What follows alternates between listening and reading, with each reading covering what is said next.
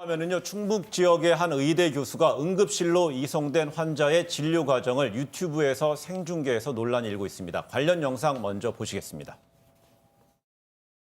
어떻게 되신 거예요? 쓰라고요. 자, 리듬 잠깐 보자. 잠깐만. 바로 인터넷에. 손걸 좀 써. 다른 사람이 바꿔. 여기 보인다. 봐봐. 오케이. 잘 들어갔어? 자, 그걸 눕히면 어떻게 세워야지, 막. 안 되실 것 같아, 그치? 마음이 아프네. 자, 멈춰봐. 고생이 익스파이어 할게요.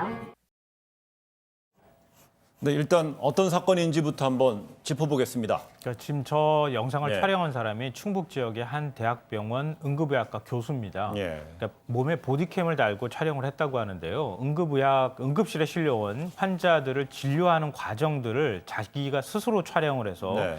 유튜브에다가 그 영상을 올린 겁니다. 네. 그런데 이제 문제는 그 영상이 너무 도가 지나치다라고 하는 지적이 있는 건데요. 그러니까 예를 들면 이런 겁니다. 교통사고가 난 환자가, 그러니까 사고자가 이 병원에 실려왔을 때 그 실려온 다음부터 사망할 때까지의 모든 장면들을 진료하는 과정들을 전부 다 촬영해서 그걸 그대로 유튜브에 올렸다는 겁니다. 네. 그러니까 그 과정에서는 뭐 사망자의 얼굴이나 이런 것들은 가리긴 했지만 예를 들면은 뭐 기도 사건을 하는 거라든가 아니면 네. 심폐소생술을 하는 장면이라든가 그리고 환자를 진료하는 과정에서는 신체 부위에 예민한 부위들이 노출될 수밖에 없잖아요. 그런 장면이 그대로 여과 없이 인터넷 공간에 올라갔다는 겁니다. 네. 근데 이런 걸 보고 아무리 이제 이걸 학생들을 가르치기 위한 목적으로 영상을 올렸다 하더라도 이렇게까지 일반인들이 다 볼 수 있도록 하는 공간에 올리는 것은 문제가 있는 것 아니냐 이런 지적이 나옵니다. 그렇다면 해당 교수의 입장도 있을 것 같습니다. 해당 교수는 이 카메라 같은 경우에는 돌발 사고를 방지하기 위해서 습관적으로 이제 몸에 달고 다녔던 보디캠이었다. 근데 네. 그렇게 찍은 영상을 보통은 다 삭제를 했는데 그렇게 찍다 보니까 교육용으로 필요한 일정한 이제 질병과 관련된 영상 같은 경우에는 이제 영상을 만들었기도 했고 이런 경우에는 이제 환자의 신상 정보를 가리고 사용했었는데 다만 급한 경우에 동의를 받지 못한 경우도 있었고 네. 특히 이 영상 같은 경우에는 환자와 보호자에게 동의를 받지 않았다 이렇게 인정을 했습니다. 네. 다만 이제 앞서서 말씀해 주셨지만 응급실의 분위기나 응급의학과의 특성을 학생들에게 알려주기 위한 것이었고 유튜브로 돈을 벌 목적은 아니었다 이렇게 얘기를 하고 있습니다. 그래서 이러다 보니 이런 행위 자체가 의료 윤리 위반이라는 지적이 있는데 구체적으로 어떤 부분에서 이런 이야기가 나오는 거죠? 일단 의사가 진료하는 과정은 환자가 상대에 있는 거 아닙니까? 네. 그러니까 환자의 보호자 그리고 또 이제 병원에서 촬영한 것이기 때문에 병원 측의 동의까지 다 받아야지 일단 가능하다라고 하는 게 하나가 있고요.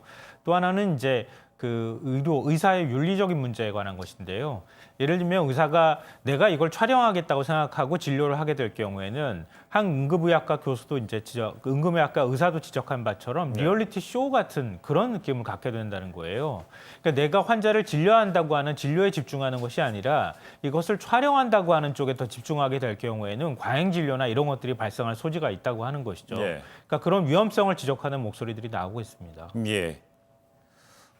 일반인들도 볼 수 있는 곳에 이 공개한 것에 일반인들도 볼 수 있는 공간에 공개된 것에 이 생사의 갈림길을 오가는 응급실 상황 이게 좀 공개가 된 상황인데요. 병원 측은 그러니까 결국 병원 측에서는 해당 교수에 대해서 좀 입장을 좀 내놓을 것 같은데요. 네, 그러니까 병원 측이 이제 윤리위원회를 열었고요. 해당 네. 교수에 대해서 진료 중지 조치는 이미 내렸습니다. 그리고 징계위원회를 열어서 징계의 그 수준을 결정할 방침이라고 하는데요.